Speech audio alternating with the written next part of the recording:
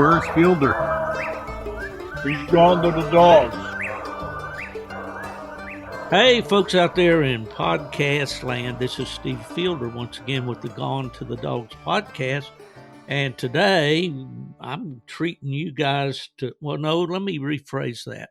I'm putting you fellas out there through what I have to go through all the time when I talk to these couple of guys that are here on the podcast with me today. And we just thought we'd do a Thanksgiving podcast, just kind of lighthearted, just getting together, shooting the bull type thing. And I've got a couple of fellows here. They're both mountaineers. They're not from West Virginia. They're from Virginia and North Carolina. These are the guys I partner with on some dogs, and they're my hunting buddies, and they keep me in this sport, and I'm enjoying getting to spend a little time with them. Kesten Jesse from the state of Virginia. How you doing, Kest? I'm doing good. Doing good. All righty, and old Mark Miller from down there in the Tar Heel state. How you doing, bro? I'm doing great, Steve.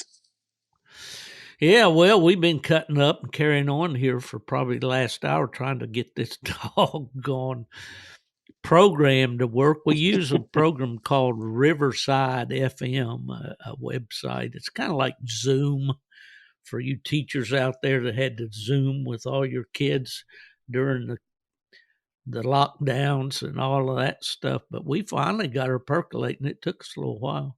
Were you about to give up on me, guys? You're probably about ready to give up on me trying to get somewhere.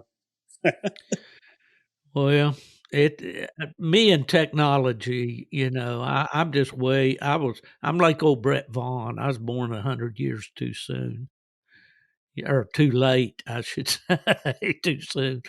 Yeah, I got to wait 100 years, and I wouldn't want to think about being born 100 years from now. It's hard to tell what it would be like. But, You're better with it than I am. What you guys been up to? You been hunting any?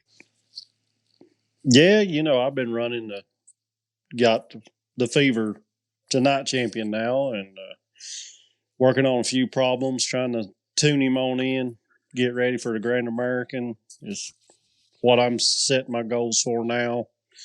Probably no more UKC hunts for him until then. Kind of just plan on cutting him maybe with one of my dogs and by himself mainly from here on out. Yeah, that old pup, he's been pretty amazing. I was trying to describe that thing the other day to somebody on social media, and the one thing I guess I'd say about him is focused determination. I mean, he's very determined to do whatever it's in his mind to do, but he seems to be focused on that. You know, there isn't a whole lot of junk about him. And before we get into talking about this dog, and I know we'll get to bragging on him, so we'll have to probably mute ourselves here. Kesten, what have you been doing along the hunting line? I've been hunting a little bit, been deer hunting some. I was doing real good. The dogs was doing real good, and I had a little hiccup, and I got a little aggravated, and I've sort of took a break for 3 or 4 days and ain't really been. I went last night, didn't do no good, and treated in, and then never got struck again after that. But that's about it. Well, y'all hunting in the mountains, and of course, it's hard for me to keep things in perspective when yesterday it was 82 degrees down here. And so it's kind of hard for me, you know, to wrap my mind around the fact that y'all are hunting in 20 degrees and 30-degree weather up there already. We call this episode Gone to the Dogs for Thanksgiving. And, you know, here it is right on top of us. In fact, when this thing airs on a Monday, Thanksgiving will be Thursday. So you guys are kind of getting, it's just weird to me. I don't know if y'all feel this way or not, but you wait all year for hunt season. Then when you blink a couple times, it seems like you're in the tail end of it. Yeah, absolutely. It's this Saturday's last day of bear season till the last 2 weeks of the year already. It's crazy. It flies by. It does when you wait for it all year and then you start doing it, and it's like just as soon as you start, it's then time to quit. And that's with all the hunting. That's deer hunting, coon hunting, turkey hunting, all of it. You wait on. And you do it about all of it, don't you? I do every bit of it. Coyote hunt, deer hunt, turkey hunt, coon hunt. Been bear hunting. You'd have better dogs if you'd quit all that other junk. I know it. I know it. I know it. Yeah, I had to. Well, I thought, I had a pretty good run there, and I don't know what happened. I don't know if it's the season change or what. Clyde had a little hiccup, and he went there 3 or 4 nights, and he didn't do nothing at all, really. He just acted like he didn't know what a coon was. But I got him back out there the other night. I gave him a break, got him back out there the other night and turned him loose. And within 30 minutes, he was treed and had 4 coons up the same tree. So, but then I took him last night, and it was windy. It was cold, 20-mile-an-hour wind gust. And he treed the den and recut him off that. And he went 0.6 and never got struck again. I had to catch him. Well, I think a lot of that is, we went from summertime hunting when the coon are, fairly easy to strike and kittens are down and all that kind of stuff. Although the weather, it's miserable out there, so hot and the bugs and all that stuff. But then, these coon get to feeding up in the acorns and the wild grapes in the mountains and all, and they don't do a lot of moving around at all. Is that about the same way down there in Carolina, Mark?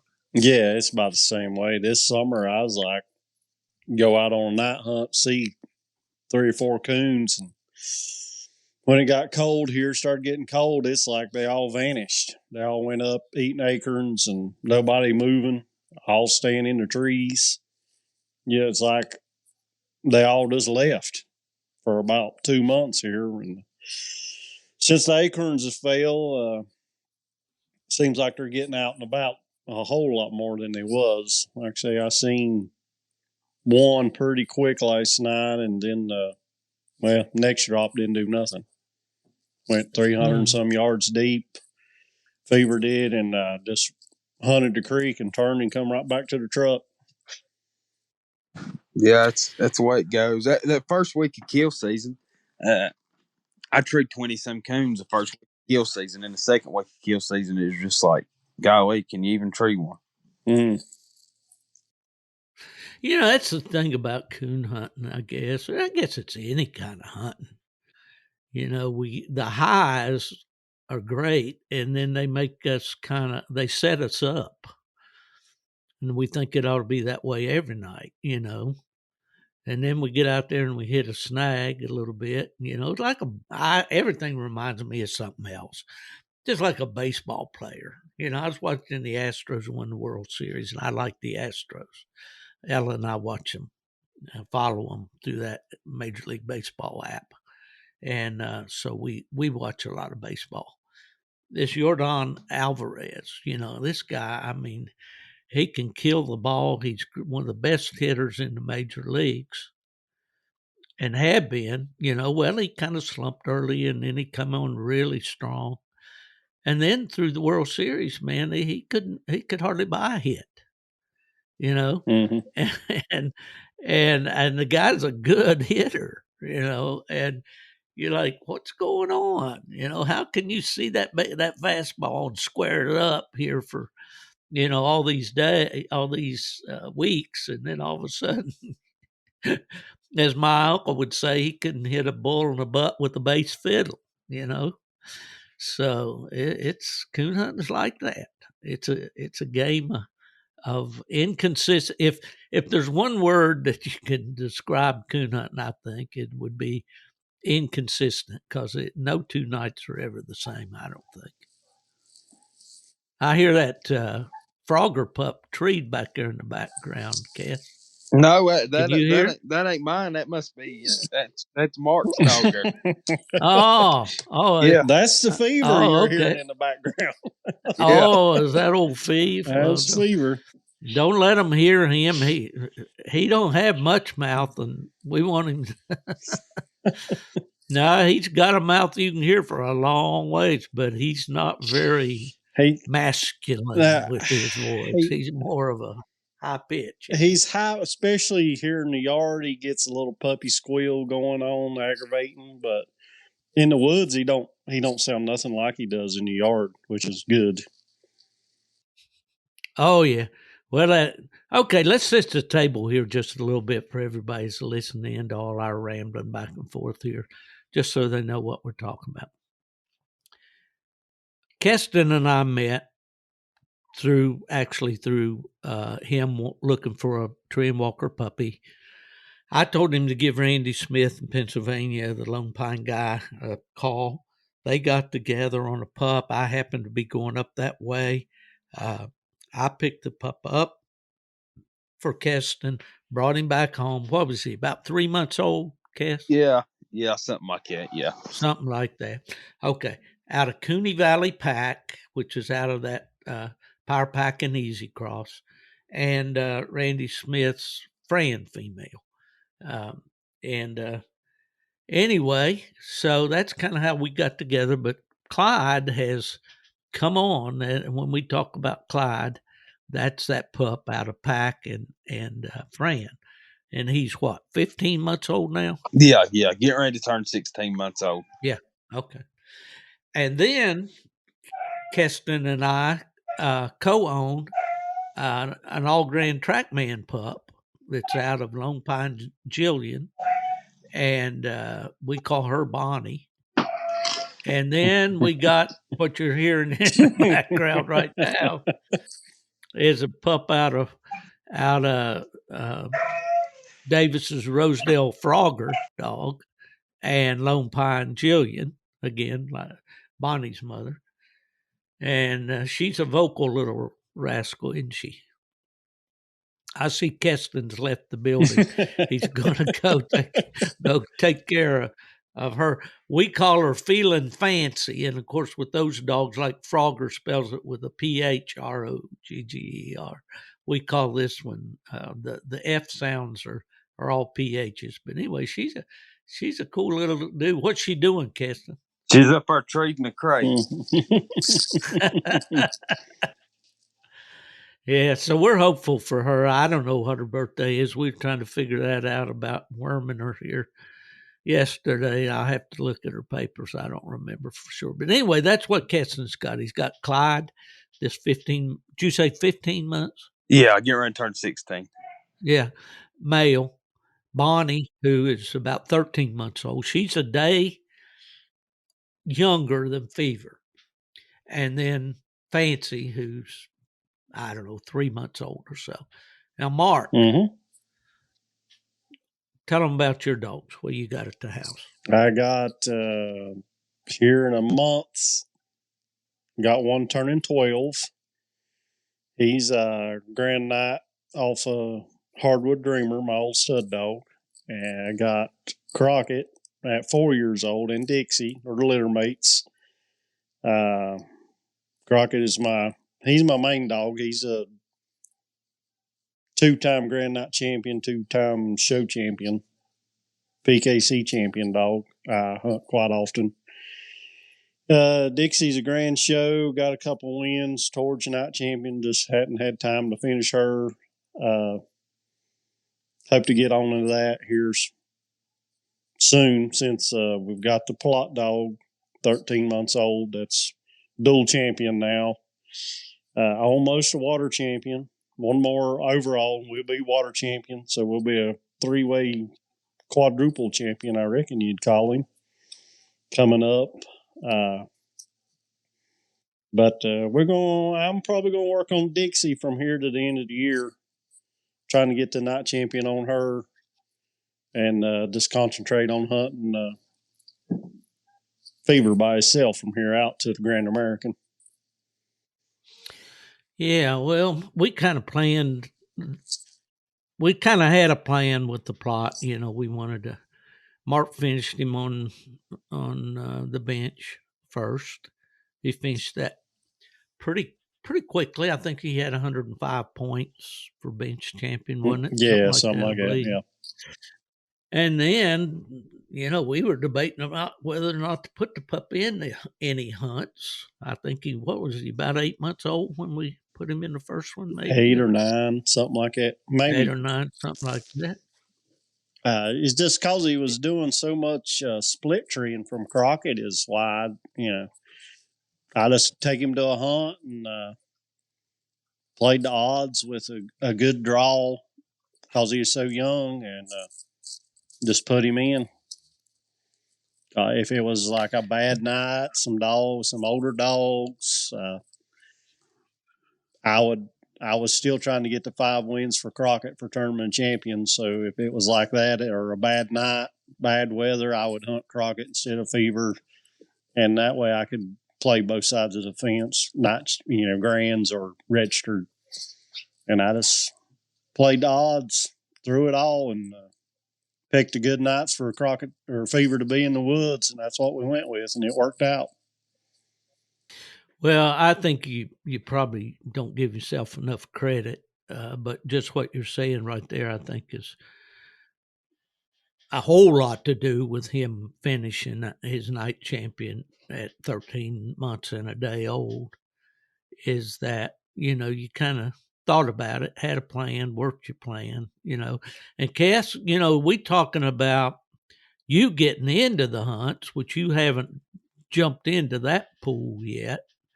But as a coon hunter that knows his dog, I don't think there's anybody else out there that's any better than you. I think the stage you're in right now is you need to learn the rules and just, basically get those down, and you're good to go. You got a dog that could win right now. Yeah, I believe he could win. I believe he'd do real good. I don't know if I'd do real good. I don't know any of the rules. I've never been in a hunt. I've only spectated 2, and one was the Autumn Oaks, and one was just a local youth hunt. So I'm pretty green when it comes to that. Well, I would rather, I don't know what you think, Mark, I'd rather the guy know all the fundamentals of coon hunting before he got into the night hunt game.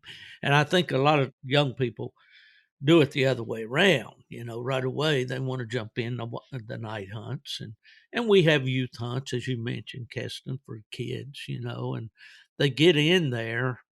And I know when I see these 6-7-year-old kids out there, they don't, they're handling the dog, yeah, but somebody's coaching them pretty strong, I gotta believe. And I'm not knocking that at all, because that's a great gateway to get kids involved. It really is. But as far as, I felt like, looking back, that I was a pretty knowledgeable houndsman before I ever entered a dog in the first night hunt. Was it that way for you, Mark, or did you just jump in at a young age, or what did you do?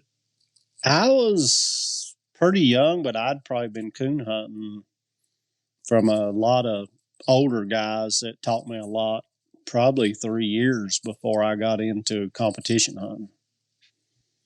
I probably started competition hunting at 15, 16, and been after it on and off ever since then. I've been coon hunting a long time. I just ain't never done no competition hunting. I ain't really never even hunted with nobody that does competition. I've always pleasure hunted, always hunted with pleasure hunters. So I don't know anything about the competition world besides what I see on Facebook and stuff. And I believe that the dog I got, I believe that he can do his part. I just don't know that I can do my part. I just need to study up on it and stuff. Yeah. Well, we tell people all the time the basics are just know your dog so you understand what he's doing, and just basically call him for what he's doing. When he strikes, strike him. When you're sure he's treed, tree him. When you're sure he's not, don't tree him. Yeah. You think it's questionable and all that. And then it gets into a whole lot of other things. like, knowing recognizing the other dog's voices. Back in the day, somebody said this, I think, maybe it was about Roy Tramble, who used to be the president of PKC and was with Jarvis Umphers for many years. And Roy started out as what they called a pro judge, a non-hunting judge on those early PKC hunts. And, Roy could get out there and he knew every dog in that cast by the first, within the first 2 minutes of the hunt. He knew which one, what they sounded like and all that. And that greatly improves your ability as a judge, to know what dogs are what. I mean, if dogs are moving around or somebody's pitching a dog in or whatever. And there was a real art to being a non-hunting judge in PKC or UKC, and I think a lot of that's gone away now. Most everything's judged within the cast. There is a judge there, but there's voting procedures and all that stuff. But that art, but getting back to the point being that learning the dog, just like you've done, Kesten, old Clyde, you know what he's doing. I mean, and you are a real student of dogs. And I think that's where a lot of people, maybe come up short, especially the newer hunters or younger hunters, is they don't really know the dogs. Mark, you're the same way. That's why I consider myself really fortunate to be associated with both you guys because you both know hounds. And to me, that's fundamental. And then, Mark, on top of that, this competition game. You know how to play it. Tell us about your hunt. And I believe on this podcast, it's the good, the bad, and the ugly. Everything's not all roses, striking tree on 5 coons, high scoring dog of the hunt. Sometimes it only takes a few points to accomplish your goal. You hunted Saturday night. Tell us about that. Well, first of all, let me say that I think Kesten has all he needs to have to win. He's got a coon dog. I've seen that. No matter how good a handler you got a professional handler in your cast. If you're toting a coon dog, you can't. They can't deny that you're going to probably prevail being the winner.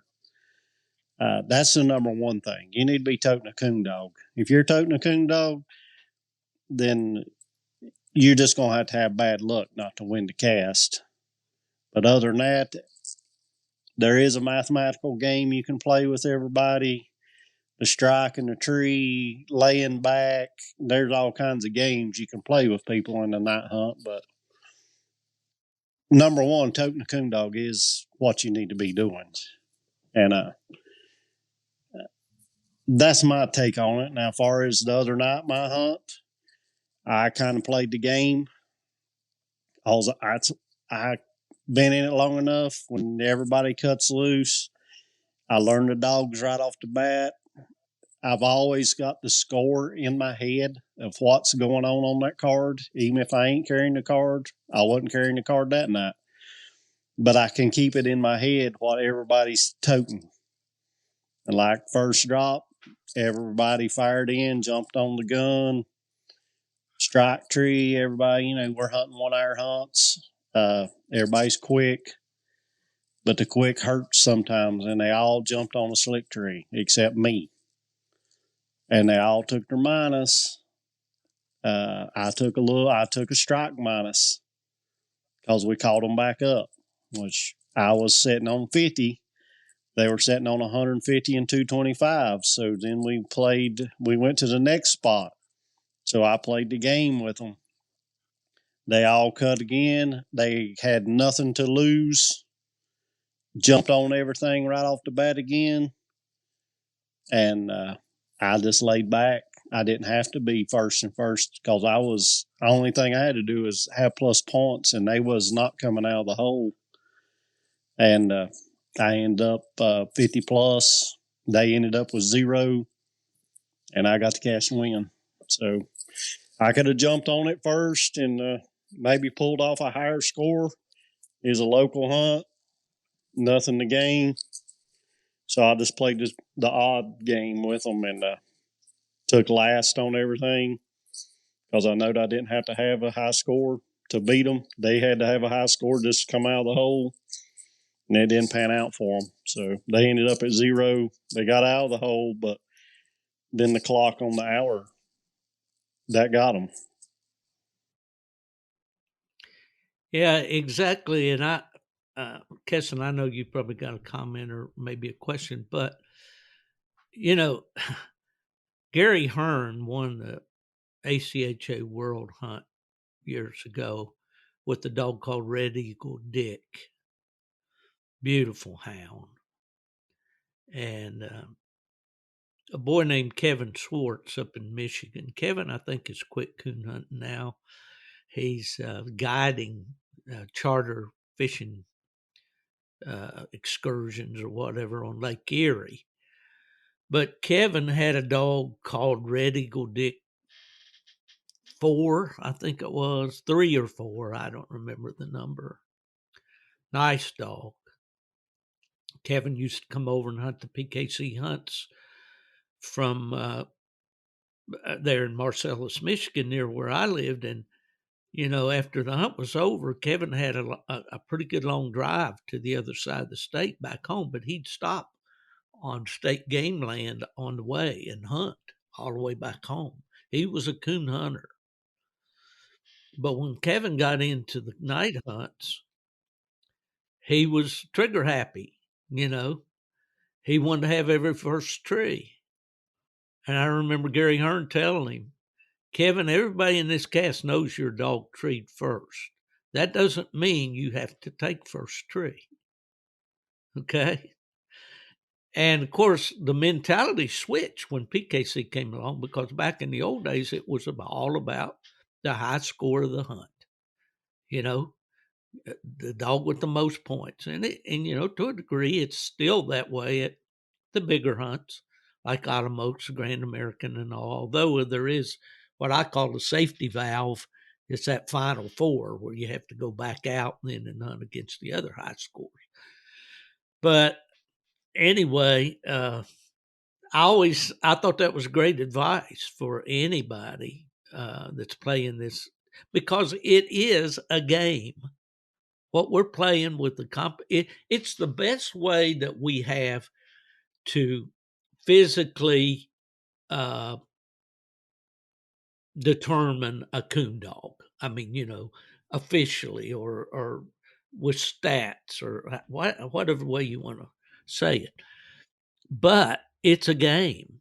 It's, and it was intended from the first to award the dog that treed the most coons, okay, and made the least mistakes. And it's still that way. But it is a game, and sometimes you got to use some strategy. What worries you about the night hunts, Kesten? You say you don't think you have the ability. Nothing really worries me. I believe Clyde, as far as Clyde goes in a night hunt, I believe he'd do good. I believe Clyde does better in certain conditions. The good thing about Clyde and me it'd be sort of hard to make a mistake with Clyde because I believe he's more of an ambush style dog. He's not no tracking dog or nothing like that. If he says something on the ground, 9 times out of 10 it ain't going 70 yards and it's treed. And when he locates, it's over. He don't move. He's there till you get there. And 9 times out of 10 he's got his coon. And just like I said, I believe he's an ambush dog. When he says something on the ground, it very rarely goes over 100 yards. And when you get there, he trees up a lot of stuff that he was really putting pressure on that coon. I'm talking trees the size of your arm, and he'll have a coon in it. Mm-hmm. I believe he's pretty close to looking at it when he trees it, and I believe it's sort of hard to mess up with a dog like that. If you tree him early, it ain't gonna take him long. He's gonna be there. He's gonna be treed. So I don't guess there's really nothing that worries me. It's just more I want to be sure he's right. I want to get him out and What? hunting with some other dogs because he basically his whole life he's been on his own. He's hunted by himself. He's never had nothing really to put no pressure against him, nothing to push back. Nothing out there hunting with him. He's had nothing to compete with. So I really just don't know how he'll act in that environment. Well, you guys each have some pretty interesting stories about the way you train these dogs and all. And of course, in your case, Kesten, I know the pup was young and you just started taking him about every night, just walking him, right? Yeah, never with no other dogs, just walking him up down creek banks where I know there's coons where there's feeding cows and stuff like that. And that's how I started him. Yeah. Well, the other interesting thing to me, Mark, is the way you finished old 13 months old Fever. We just had Junior Laster on the podcast, and I laughed about him because he's just like the folks back home. It's old Buck and old this and old Ann and old. Well, somewhere along in coon hunting, we always put that old in front of the dog's name. The dog may not be 15 months old, but it's old Clyde, But anyway, old Fever has yet to have a coon shot down Right. to him, right? No coons shot down, Yeah. or Of course, no coons were harmed in the making of this dog.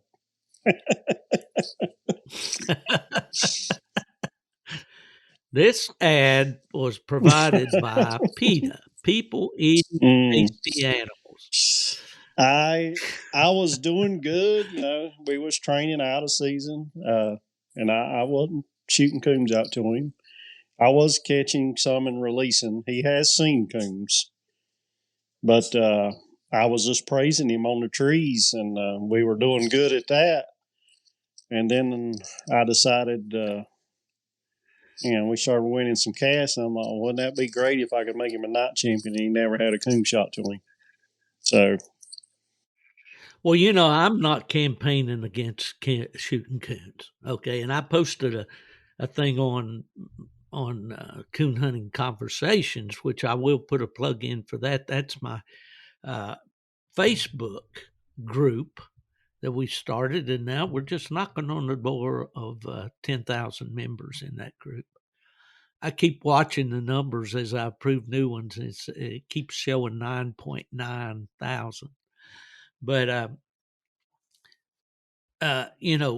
posted a question up there and gotten several good responses about the fact that this dog had finished without coons. And then just to read the responses. And they're good. There's a lot of good responses in there, and they all make sense, or most of them do to me. I mean, some of them say, these coons, if we don't control the population, disease will come in and control it for us. So if we don't shoot some of these coons, we're really not doing our sport a favor by being totally abstaining.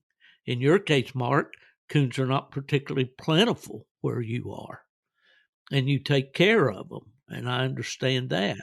In Kesten's case, coons are a little more plentiful where he is, but yet they're still, they're not. It's not like Michigan where I had for 22 years. I could go to 30 different drops. It would take me no more than 15, 20 minutes to get to.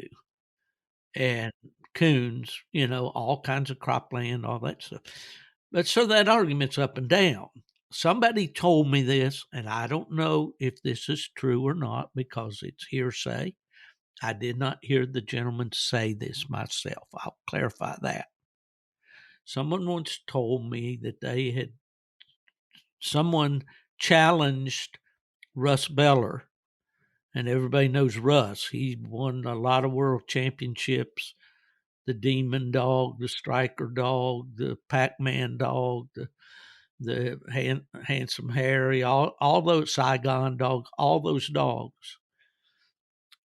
And they kind of, I guess, were trying to criticize him for shooting coons to his dog. And this is what I heard. I didn't hear Russ say this myself, but supposedly Russ said, well, if you don't like my method, beat my record. And he was saying that to him it was important to put coons on a dog. Now, Russ, if I misquoted you, I apologize. Next time I talk to you, we'll settle it, okay? But at any rate, and there's those different philosophies there.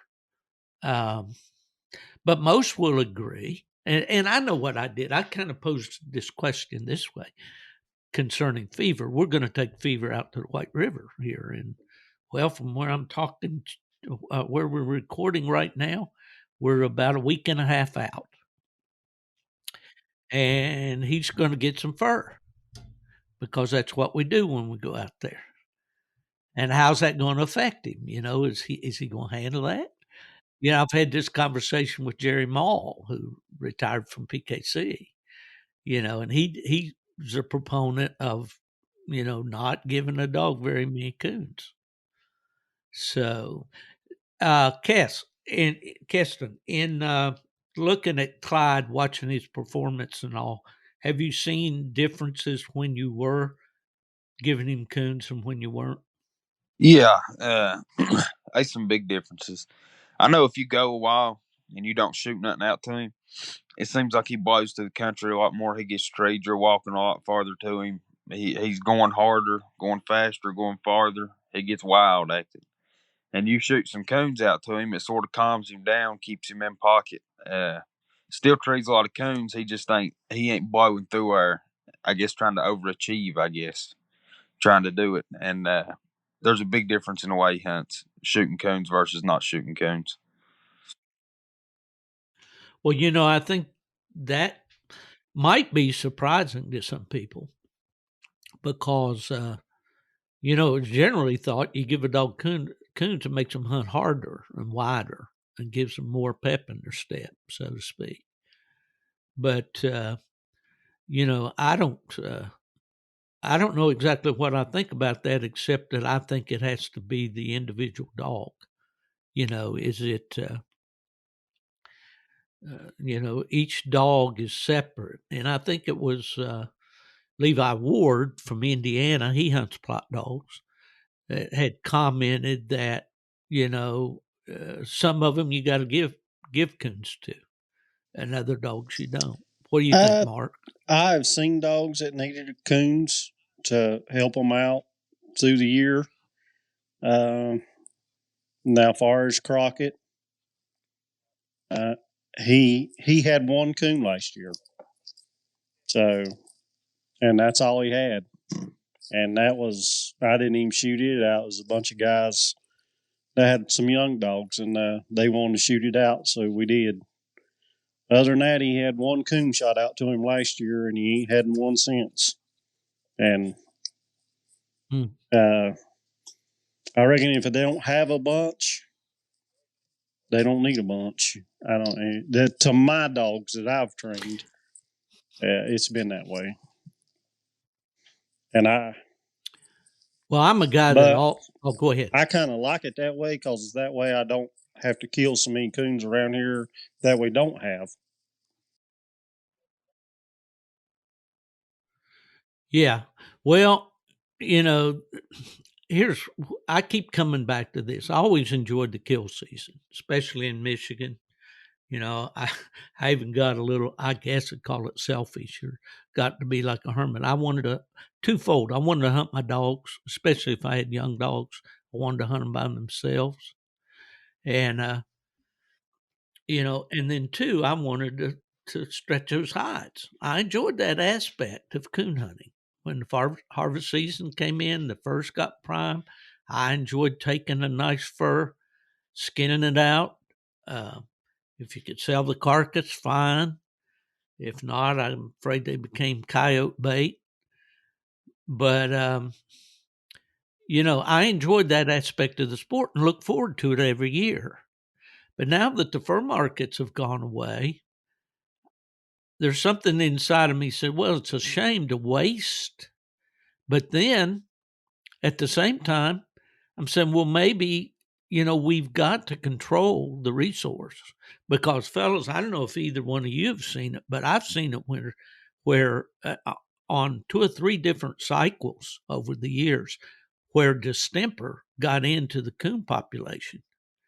And it'll thin them out, believe me.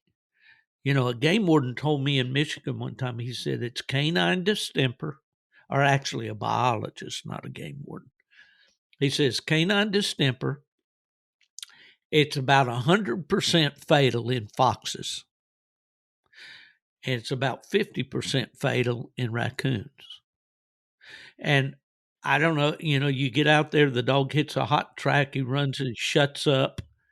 You go to him and he's wooling the coon on the ground. You look at the coon, his hair looks rough. He just looks rugged. He's probably, his eyes are matted up. It's December.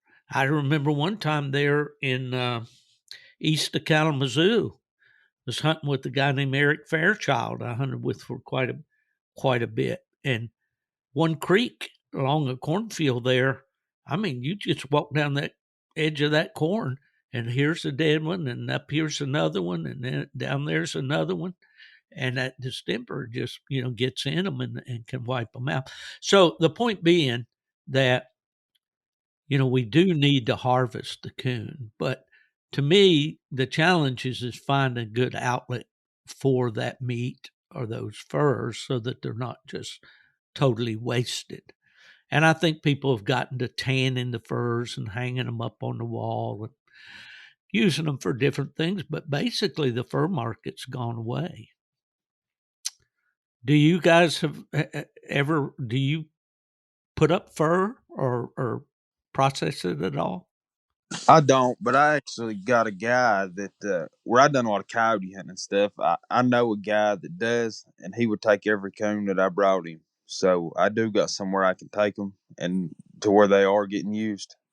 And so yeah, I can make use of them. I have nothing to do with them. They're nobody around here wants them. So not unless we decide to eat them. Well, yeah, we have people that come by and take the carcasses out there in Arkansas, you know, and it's a food resource for a lot of people. And I've eaten coon. Have either of you ever eaten a coon? I've ate several of them. I got a yeah and a no. Kesten's a no. Oh boy, I tell you what, I cooked one in the house one time, and it was not well accepted. Well, here I got a question for each of y'all. Y'all can answer individually. All right, first, we'll go with Mark first. How did it taste, Mark? Tastes like chicken. What do you think? It's like Mike Tyson said when he bit off Holyfield's ear, right? Tastes like chicken. It's a dark meat. It's kind of like a roast to me, like a big pot roast kind of meat, kind of dark, rich. I actually like it. You quarter it like a chicken, the shoulders and back legs, you know, and that's about all they are to it. The back legs are really meaty. Front legs you got to eat around on like a rabbit, kind of, to me. And a dark meat rabbit. That's what it reminded me of. I've eaten coon several times, and only prepared it a time or two myself. My dad, my mother was kind of an interesting study. She would cook any kind of wild game that we brought in, but she didn't want to eat wild game. She'd eat the fish that we caught, but there was just some kind of a stigma to the fact that this thing was out in the woods, which I used to tell her, Mom, it's a lot cleaner out there in the woods than it is in a hog pen or you know. But anyway, here was the way my dad fixed it. He would, what he called parboil it, parboil. He'd put it in a pot, maybe quarter up an onion, drop it in there, maybe a potato or two or something, and put it on low heat and just let it boil, you know, just bubble in there. And he would always skim the fat off the top of the pot because it's a real greasy meat. So you skim all that off and keep that grease off it, And then when that meat is, basically coming loose from the bone, is when he would take it out. And then you can basically do what you want to with it, but usually finish it on the grill, maybe, or I finish it on the grill. He would put it in the oven and slice apples, maybe, I don't know, put some kind of spices in there. I'm not sure what he did, and then bake it, after that. And it was very tasty. Now, we had a lady in our church whose husband was a coon hunter. And I always remember Willard Meadows. He had a dog named Ike, and Ike looked like a shepherd, like an old English shepherd. He was long-haired, but he was a coon-getting machine.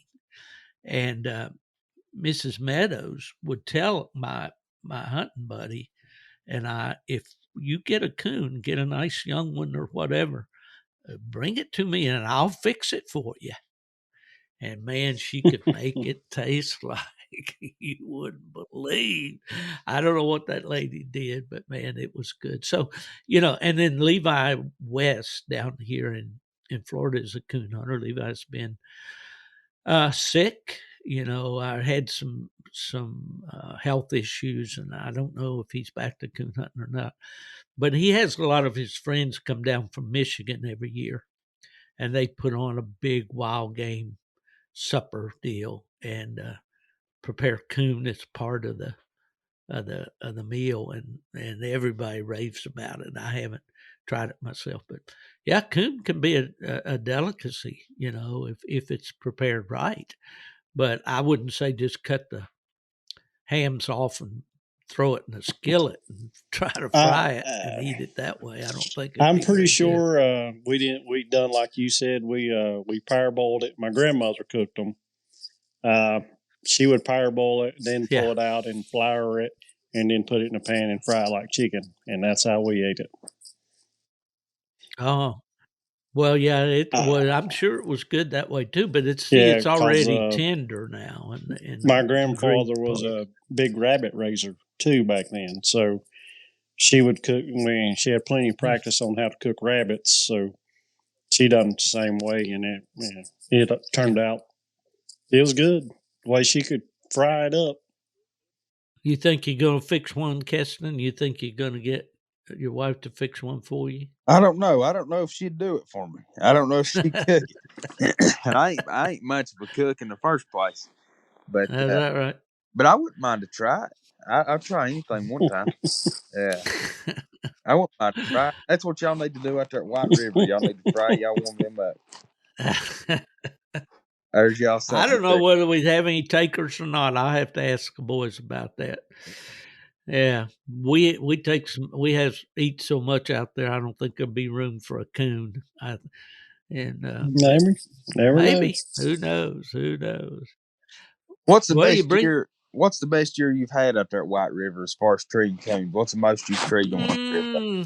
Well, we've never really been a big numbers game deal out there. Some of the guys, really like to go out there and see how many they can kill in a week.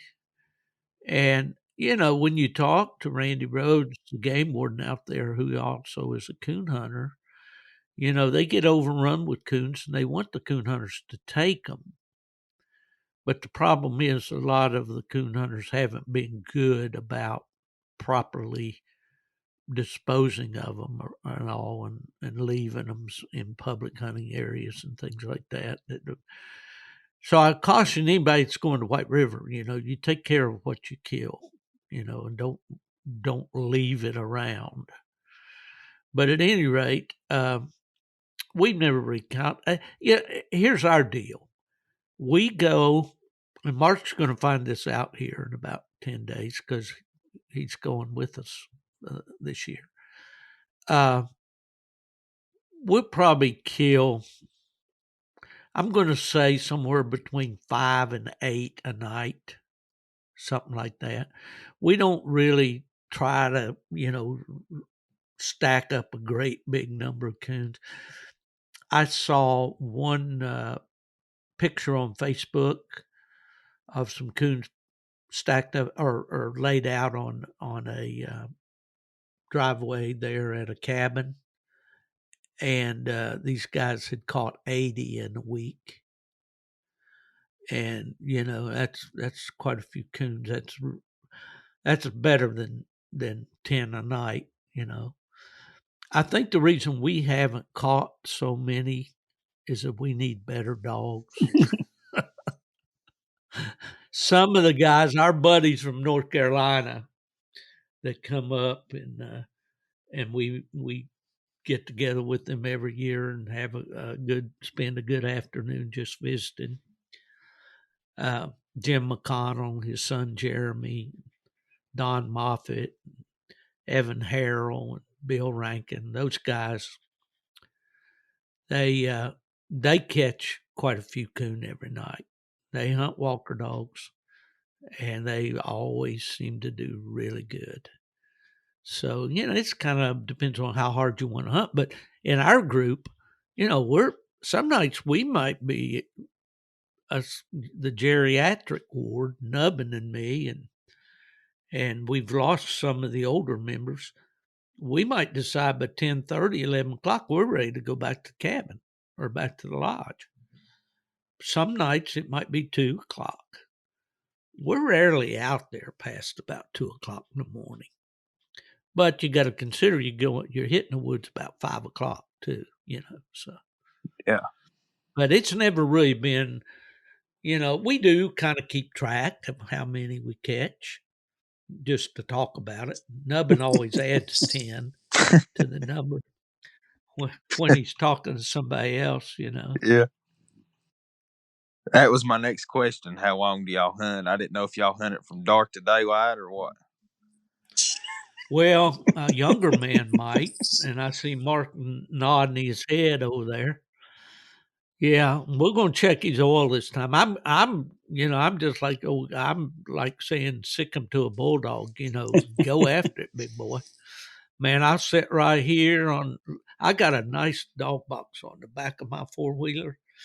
It's just like sitting in an easy chair, man. I can just lean back when those dogs are in there about 900 or so. And I'd say, and if y'all need any help, just holler, and I'll holler back at you. You better get me closer than 900.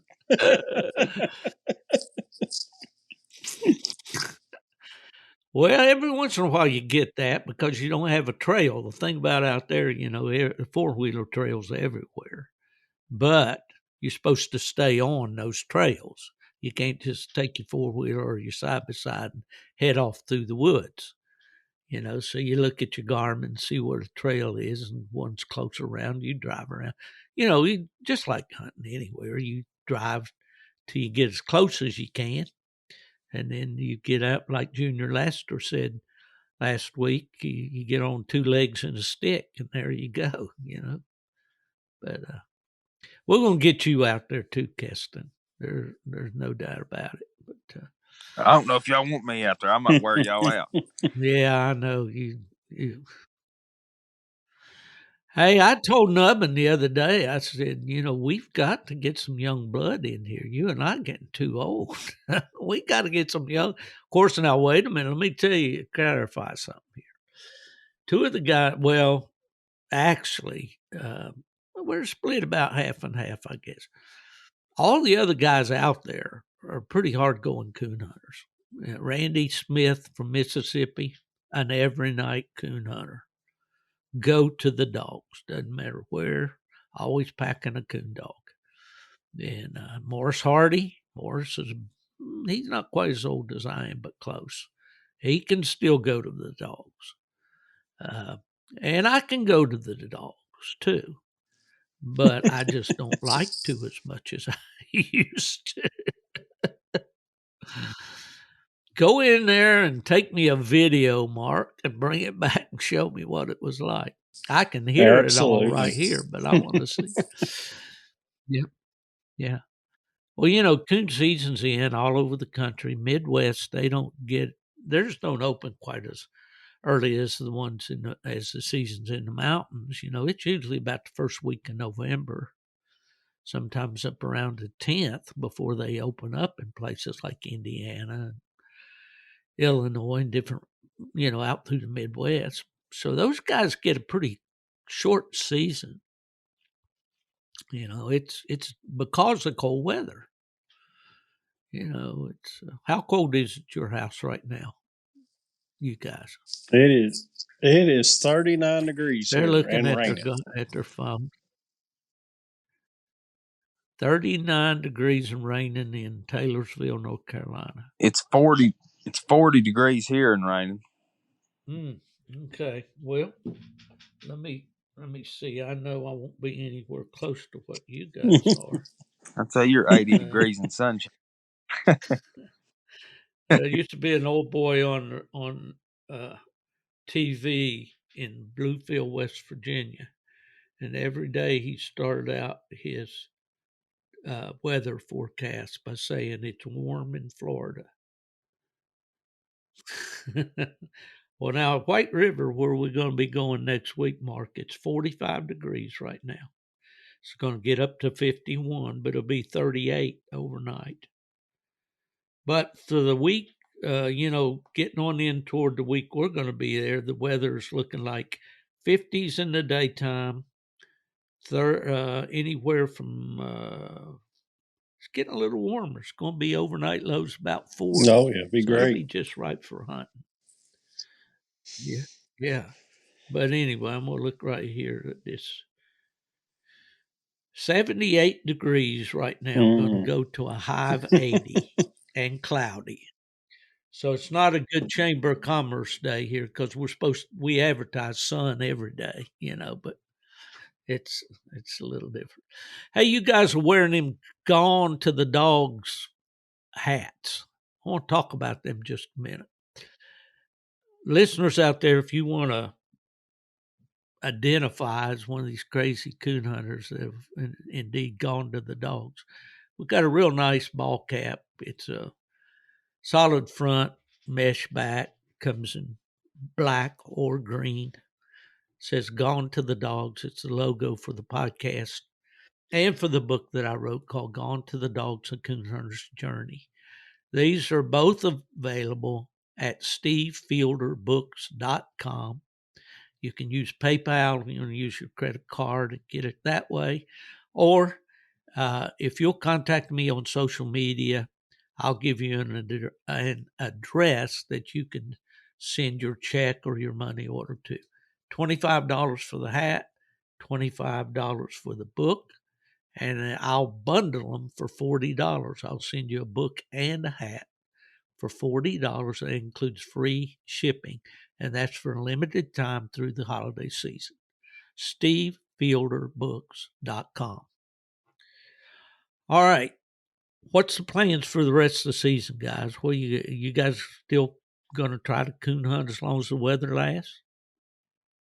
I'll coon hunt every night that I can. I hunt it pretty hard over the summer. I hunt it, 6-7 nights a week, and then I'll slow down here. There's about 3 weeks left of deer season. I might hunt 2 or 3 nights a week through deer season, but once deer season goes out, I'll be back to 6 and 7 nights a week. Mm-hmm. Well, what about you, Mark? You already said you're going to kind of back off on UKC hunting as far as fever's concerned, but you just going to coon hunt some, or you going to I'll competition hunt? What are probably you doing? be hunting 3 to 4 nights a week. I'll probably just have Dixie in the night hunts from here on out to the end of the year. Other than that, I'm going to just hunt fever mainly by itself, local here. Maybe a little bit with Crockett. Yeah. That'd be about it. Yeah, well, I'm hoping to get up that way and hunt with you boys, before the seasons are out. If not, I guess you and I'll be going to Grand American, I think. Kesten, we talked the other day. You thinking about going to Grand American? Yeah, I'll probably come up there and yeah, I'll be going. I'll go. I think my wife might go with me. If not, though, it'll just be me. Yeah.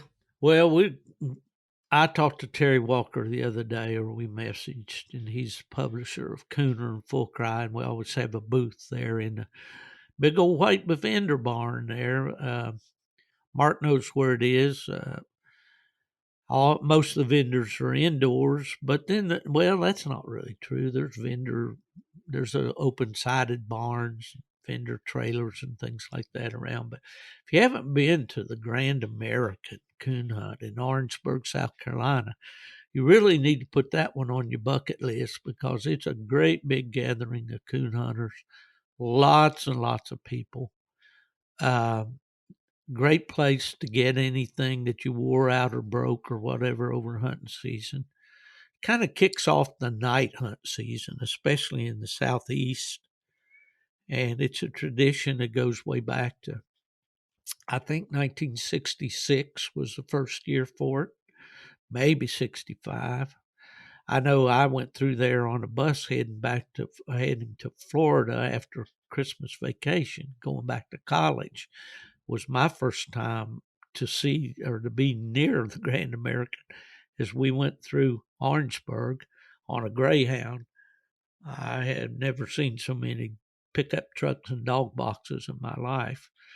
And that, of course, gave me a craving to get back there. And I did later on. I hunted in the Grand American several times before I, got into the registry game. So anyway, it's a great place to go visit, see your buddies, have a big show there. They'll have a dog barn there with puppies for sale and all that kind of stuff. But pretty good time. What's your Oh, it's experience with Grand American, Mark? I'm going to say it's as big as Autumn Oaks to me, as far as the gathering of the people and the dogs and they'll hunt. Yeah, I'd say well over 100 dogs every night, easy, uh, if not more.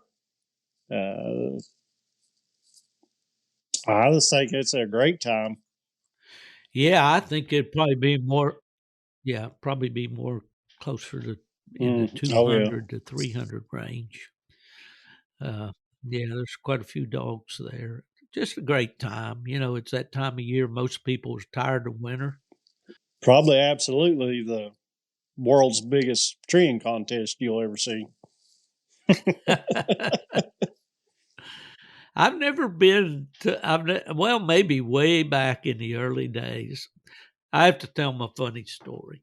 Back in the old days at the Grand American, and by the way, that happens the weekend after New Year's. It's always the first full weekend, 3 days, Thursday, Friday, Saturday, being a weekend, the first full weekend following New Year's Day. And I don't have the dates in front of me here. I can look real quick. It's going to be the 6th, no, 5th, 6th, and 7th of January this year. But anyway, they used to have an auction there, and you could auction off dogs. Okay, and that's been one of the things, a bone of contention with for some people, the fact that there are these trade dogs that are there. And, there's an area there where these guys bring their dogs, and their dogs are bought and sold and so forth. And it's not all bad. Most of the coon hounds, though, that are from breeders, what I'd call maybe well-bred dogs, are up in the dog barn by the headquarters building, up by the boiled peanut stand up that way.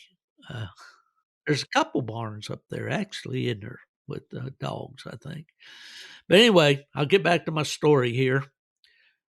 They had this auctioneer sitting up there, and he was a real big fella. I mean, when he sits around the house, he sits around the house, if you know what I mean. And he was up there auctioning off these dogs.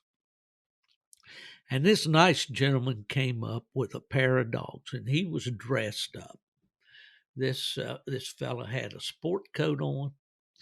I don't believe he had a necktie, may have, but anyway, he was dressed really nice. Did not look like the average coon hunter.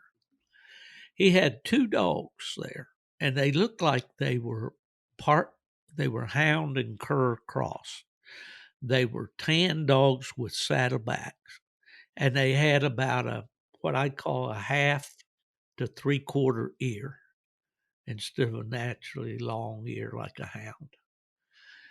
And the deal was that you could give your speech about your dog, and then the auctioneer would auction them off. And I'll never forget, I was standing over there in the crowd just watching. And he brings these two dogs up there. And he begins his speech like this. He says, "Boys, these two dogs right here," and this was the words he used, "are same alike. They got the same mommy. They got the same daddy. They got the same color. They both male dogs. They both hunt same alike. They both tree same alike. They got a voice that's same alike." He said, "I'll take $200 for this one, and I'll take $400 for that one." And I don't know why that cracked me up. He just spent 15 minutes telling us how these two dogs were carbon copies, exactly alike, but he wanted 200 for one of them and 400 for the other. I figured if I was in the market for a dog, I'd say I'll take the $200 one. But that's just stuff you run into around these old coon hunts. I find things that strike me funny. Other people just look at me and say, "What?" You know, say, "What?" That's my old friend Monk Perry in Raleigh, North Carolina. He cracked me up when I guess some of those guys down that part of the country talk like that. I'd say something and Monk say, "Do what?" You know, I'd say, "Monk, I didn't say I was going to do anything." He'd say, "Do what?" Yeah. Well, what's a good story? Anybody got one before we get off here? I told you, guy, I lied to you, but you know that's probably not the first time I did that. But I told you it'd be about 30 minutes, and we already got an hour and 8 minutes in. So we're going to have, if I can round him up there in Western Pennsylvania, I'm going to bring Fred Moran onto this podcast. Guests or people have been asking me, "Where's Fred? Haven't heard from him. Is he doing all right?" And as far as I know, he's fine. So I'm going to try to round him up in a little bit. But Now, what words? Go ahead. does he go to the Grand American? He has many times. Now, I don't know whether he'll go this year or not, but Fred's really traveled all over the United States, and he's bought.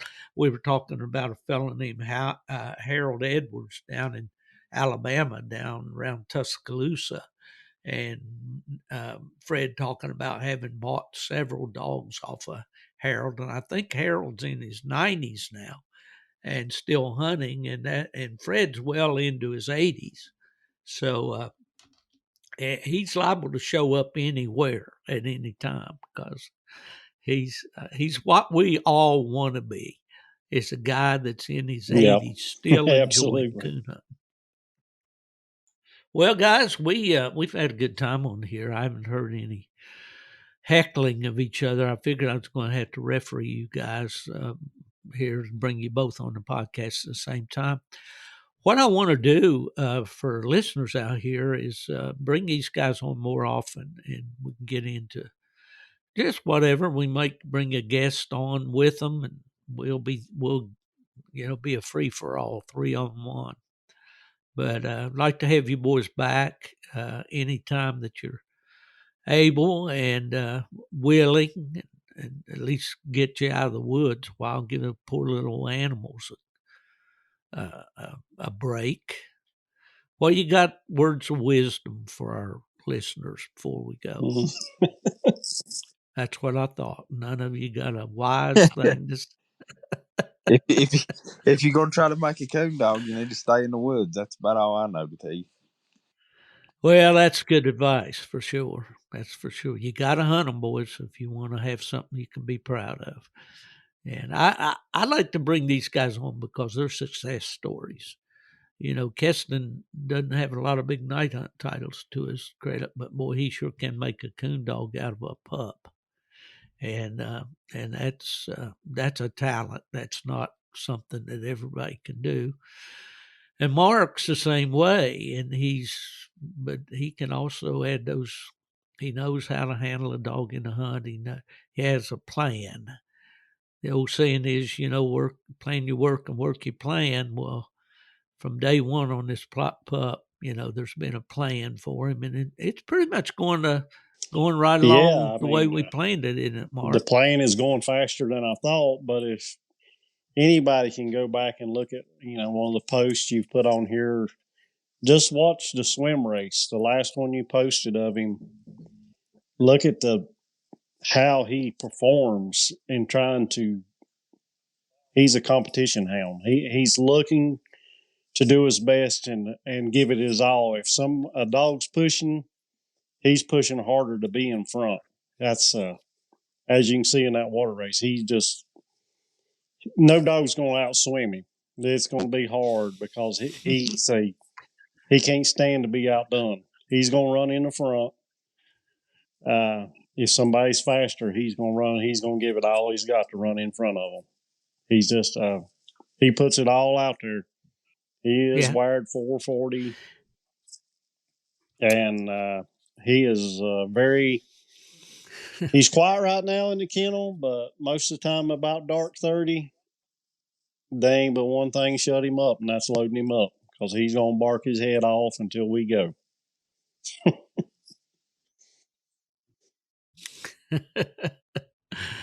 Yeah, well, I had a good bear hound one time. My dad and I did, named Julie, and she was that way when she smelled a bear. So that determination, fellas out there, if you got a young dog, that heart and drive will go a long way, in making a dog that you'll be proud of, whether it's in competition or just buddy hunt, coon hunting with your buddies, hunting in a place where coon might be scarce. uh, all that heart and that drive, that determination, to get out and get it done. Uh, and I'll say for both you guys, your dogs, these young dogs you're hunting, they're not trashy. I mean, yeah, they've bumped a little junk here and there, maybe treat a possum or something, but they haven't been. Clyde's hasn't been trashy, has he, Kesten? No, he's treated two possums his whole life. The first one, he was real young. I didn't do nothing, no correcting to him. The second one, he treed, and I sort of corrected him, and he ain't messed with one since. And as far as deer, if he's going through a field and he runs up on a deer, he'll run a deer off sight, but just as soon as it hits the woods and he can't see it no more, he's done with it. He'll run it as long as he can see it, but once he can't see it, he's done with it. And that's about it. What's been Fever's He has trash true possum. resume, Mark? One night he was darting around. We was walking out of the woods, and I didn't have him on leash. I got him handling pretty good. He walked with me out of the woods. He started darting around, and I had Crockett on the leash, and I was like, we was getting close to the truck, so I let him go. And we went on to the truck, and it wasn't but a minute. Here he come back. He walked up to the truck, and he had a possum in his mouth. And I told him to put her down, and it was still alive. I just picked it up and put it in a bucket and loaded him up and hauled him out of a non-hunting spot and just put him back out. But one night on a night hunt, I think we had a deer problem. He run a deer about the whole hunt. But since then, I haven't had him on one. We just had I don't know what it was, a rut, the smell of the deer that night or something. But we had a deer problem that night, but I ain't had one since. I don't know what happened. Well, if you follow hounds, you're going to have some off track somewhere. I mean, if the dog's got any ambition at all, they love, that's what they're bred to do, is to chase stuff and catch it, especially in a Plott dog. But and that's not taking any. I know the Walker breed is really come a long way as far as being gamey, and I have seen some Walker dogs that were extremely gamey, especially on coon. What say, bud? I forgot one more thing as far as the off game that Clyde's done. He did tree a sow and 3 cubs one night. There we go. Bear. You sell him? Bear dog. There you go, Mark. Yeah, he went like he was like 9 months old when he done that, and sure enough, he did do that. Yeah, I'm gonna go Yeah. ahead and say But- I am Well, I'm definitely gonna keeping yeah, Fever go ahead, out of Mark. bear country because I know what will happen. So I'm trying to keep him out of them woods. Well, the guys up in Michigan, Wisconsin, upper tier of the United States up there, some of them have to break their dogs, bear hunters have to break their dogs off coon, which seems like a real shame. But when you're bear hunting, you can't be having a dog running in there, running a track in tree and back in a swamp somewhere, and you have to go out there and wade water into them and find a coon when you're trying to get a bear treat. So, they have to be, twerked here and there, and do a little training sometimes. But I think the dogs that are being bred today are more easily trained on a given species of game. Uh, back in the old days, the Walker dogs, a lot of them, the first ones that came into our country, would run the heck out of a fox or deer, and occasionally you'd find one that would tree. That, of course, has changed drastically over the years. And that just goes back to those old foxhound roots, I guess. But it's been exciting to watch the progress of these dogs. And we haven't talked very much about Bonnie Kesten. We've got another one here, a young dog that I say we. Somebody says, "What, you got a mouse in your pocket?" What do you mean we? But I'm I'm sitting back here watching you guys do all the work. But I will say that we're partners. Kesten and I are partners on the Bonnie female, and Mark and I are partners on Fever. So I just own half of each one of them, but it's and a Frogger pup. Yeah. We got a little lady. Kesten and I are partnered up on a little Rosedale Frogger female puppy that we got high hopes for. She's showing, she's plenty bold, isn't she, Kesten? oh yeah, she definitely is. Yeah. Smart, bold, pretty. She Yeah, probably won't be worth a dime. she's got everything she needs, so she probably won't make it. She's pretty, That's she's right. smart, she's That's loud, right. and Yeah. but as All far the as things Bonnie goes, yeah. she, I don't know. Some nights you take her out and you think she's just any second, and then some nights you take her out and she just don't want to do nothing. She has treated coon on her own, and it was a coon that crossed the gravel road, and I turned her loose on a real hot track, and she treated it on her own. And she will go hunting. She just won't stay gone. She wants to come back. And as far as treeing, she will back Clyde sometimes, and then sometimes she's off doing her own thing. And I believe it's just a matter of time, just a little more time.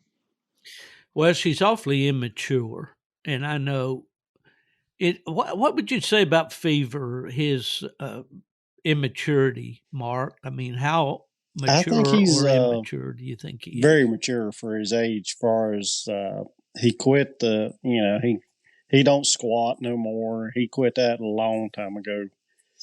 He was probably already cocking his leg at 6 months old, and just and Yeah.